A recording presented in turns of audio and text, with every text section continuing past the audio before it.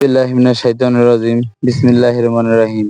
সম্মানিত দেশ ও দেশের যে ভাই বোনেরা আমার ভিডিওটি দেখতেছেন সবাইকে আমার পক্ষ থেকে সালাম। আসসালামু আলাইকুম ওয়া রাহমাতুল্লাহ।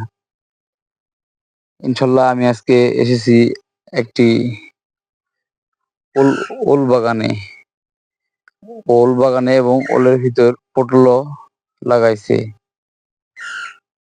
ওল এদিকে হয়ে গেছে, এই যে দেখতেছেন ওল হয়ে গেছে। ওল এখন তুলতে হবে।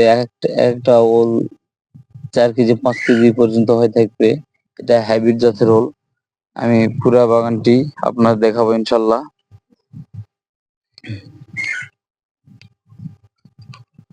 তো বন্ধুরা, এই যে ওলটি আরো বড় হবে। এটা 4-5 কেজি ওজনের হবে।